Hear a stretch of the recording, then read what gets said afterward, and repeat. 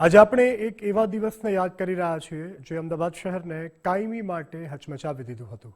12 જૂન 2025 એક સામાન્ય દિવસ હતો, પરંતુ એર ઇન્ડિયાની ફ્લાઇટ 171ના આ ટેક ઓફ બાદની ગણતરીની સેકન્ડોમાં જ આખું વાતાવરણ ચીસો અને અગનગોળામાં ફેરવાઈ ગયું।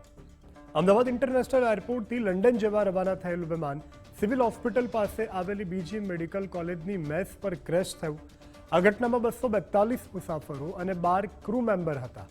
ટક્કર એટલી જોરદાર હતી કે ફ્યુઅલ ટેન્ક બ્લાસ્ટ થતા આગની જ્વાળાઓ આસપાસના વિસ્તારોમાં ફેલાઈ ગઈ હતી।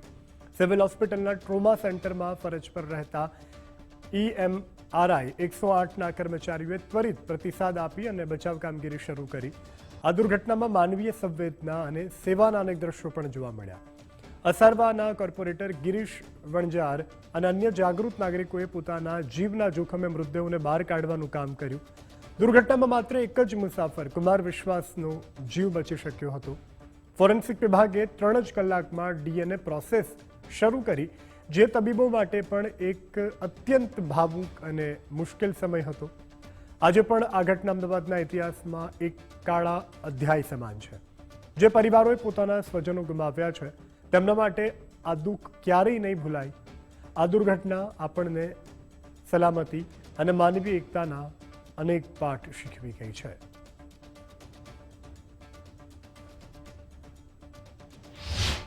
देखा तो धुएं का बंदर था, पूरा आग में फैल गया था। जितनी बिल्डिंग थी, 3 बिल्डिंग में आग लग गई थी, आसपास में आग लगी थी, जितने झाड़ थे वहाँ पे, वो सब में आग की लपेट में आ गए थे। तो जाते हुए मेरे दिमाग में मैसेज आया कि एम्बुलेंस तो मेरे पास है, लेकिन जब तक आग बुझेगी नहीं तब तक कुछ नहीं हो सकता। तो मैंने मेरे सर को कॉल किया, जो हेडक्वार्टर में बैठे थे जितेंद्र शाही सर को कॉल किया कि आप जितनी जल्दी हो आप एम्बुलेंस और फायर की टीम को वहाँ दीजिए। ऐसे वहाँ पहुँचा तो फायर की टीम आई। फायर की टीम ने जैसे आग बुझाना चालू किया, तो जब तक आग काबू में आई तब तक देखा कि वो प्लेन था, वो पैसेंजर प्लेन था, तो जिसके अंदर के जो जितने भी पैसेंजर थे वो सब बाहर गिरे हुए थे, जले हुए थे। तो रोड पे गाड़ियाँ जा रही, 2 व्हीकल जा रहे थे, उनके ऊपर भी प्लेन का जो पार्ट्स थे गिर गए थे, जिसके कारण उनकी खुद की बॉडी जल गई थी। जैसे जैसे फायर की टीम ने आग बुझाना चालू किया तो लोकल पब्लिक, 108 की टीम, जितनी सुरक्षा एजेंसी थी, उन सब ने जितनी बॉडी थी उनको रेस्क्यू करके हॉस्पिटल पहुंचाया। ડૉક્ટર્સો અને નર્સ સ્ટાફ જે બપોરની રિસેસ હોય છે ને જે જમવા માટે ત્યાં જાય છે, એ ફ્લેટની અંદર જે જમવા માટે જાય છે અને ત્યાં કેન્ટીન બનાવેલી હતી, એ કેન્ટીનની અંદર જમવા ગયેલા લોકો એવા ડૉક્ટર્સોને પહેલાં પ્રાયોરિટી જે પાછળ બચી ગયા છે, જે દુર્ઘટનામાં એક્સપાયર થઈ ગયા એ તો ઠીક છે, પણ જે પાછળ બચી ગયા છે એ લોકોને કઈ રીતે સહાય કરીને એ લોકોને નીચે ઉતારી શકાય, કેમ કે ત્યાં બહુ ઝડપી આગ લાગેલી હતી, આગ પણ વિસ્ફોટ થયેલી હતી અને લોકો ત્યાં ઊભા ના રહી શકે એટલો ધુવાળો થયેલો હતો, એટલું ગરમીનું વાતાવરણ હતું અને ગરમીની સિઝન બી હતી। માર્ચ એપ્રિલનો સમય હતો અને એ ટાઈમે ગરમીની સિઝન હતી અને આ પ્લેન ક્રેશ થયું હતું। એ જે વિમાન ફાટ્યું હતું ને એની પણ ગરમીના કારણે કોઈ લોકો ઊભા ના રહી શકે એવી ઘટનાની અંદર ફાયર બ્રિગેડને બોલાવીને માન્ય મંત્રીશ્રીને અમારા સૌ કાર્યકર્તાઓ ત્યાં પહોંચી ગયા, દર્શનાબેન ને બધા, અને ત્યાં જેટલા પણ ડૉક્ટર્સો અને નર્સિંગ સ્ટાફ જે બચેલું હતું એ લોકોને ઝડપથી નીચે ઉતારીને એ લોકોને બચાવવાનો પ્રયાસ કર્યો। 108માંથી ઉતરીને આવેલું અને જેમ બધાને પૂછતા કે અંદાજ લેવા માટે કે કેટલા વ્યક્તિ હશે ઇન્જર્ડ, તો એને પણ પૂછ્યું તો એને બી એવું જ કહ્યું। એટલે ઓલમોસ્ટ એમ કહેવાય કે 108માંથી ઉતરીને ચાલીને જ આવતો હતો, થોડીક તકલીફ ચાલવામાંથી, પણ અદરવાઇઝ ચાલીને જ આવતો હતો। તો કે હું તો પ્લેનમાં સવાર હતો, તો મનમાં ઘણા વિચારો કે કદાચ બહુ બધા દર્દી આવશે, એટલે એને પહોંચી વળવા માટેની તૈયારીઓ ચાલતી હતી। પરંતુ એમ કહીશ કે એ ઘટનાક્રમ બહુ લાંબો ન ચાલ્યો। અંદાજિત 55થી એકાદ કલાક સુધી ઇન્જર્ડ વ્યક્તિઓ આવતા ગયા, પરંતુ પછીથી જે સીન જોયો છે એ આજે પણ જ્યારે યાદ કરું છું તો એક આઘાત અને એક ખૂબ જ ડિફિકલ્ટ સિચ્યુએશન કે બર્ન આઉટ બોડીઝ પછી ત્યાંથી શિફ્ટ કરવામાં આવ્યા, એટલે એમને પછી પોસ્ટમોર્ટમ રૂમમાં ટ્રાન્સફર કર્યા। લગભગ એકાદ કલાક પછી તો કોઈ દર્દી કે ઇન્જર્ડ વ્યક્તિ આવ્યો નથી। કલાકની અંદર એ વખતના અમારા સેક્રેટરી સર આવી ગયા, હેલ્થ મિનિસ્ટર સર આવી ગયા અને આ એક બાજુ આ મેનેજમેન્ટ ચાલે, બાકી બધા લોકોને બાકી બધી બોડીઝ પોસ્ટમોર્ટમ રૂમમાં શિફ્ટ કરી।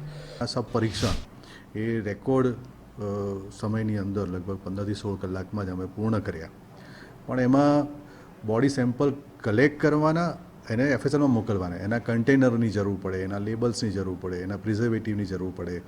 તો આટલી મોટી સંખ્યામાં તો કદી આવું અમે જોયું નથી, વિચાર્યું નથી. પ્રથમવાર જ અમે આ રીતે આવી ઘટના મારા 30 કાળના કાર્યકાળમાં પ્રથમવાર મેં અનુભવ કર્યો.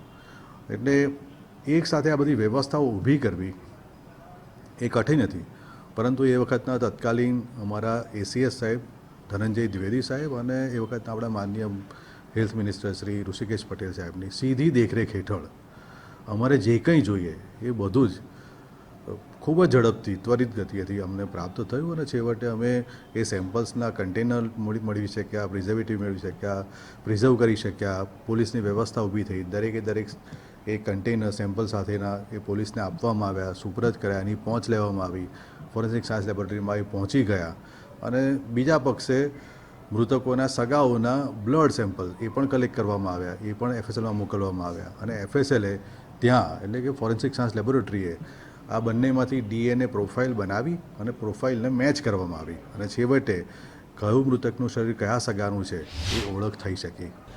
વ્યક્તિ જીવિત બચ્યા એ સિવાયના બાકીના બધા જ લાશોનું પોસ્ટમોર્ટમ, એમની ઓળખ, આ સમગ્ર બાબતે આ રાજ્ય સરકારની અને આરોગ્ય વિભાગની જે સંકલન અને ત્વરિત નિર્ણયો અને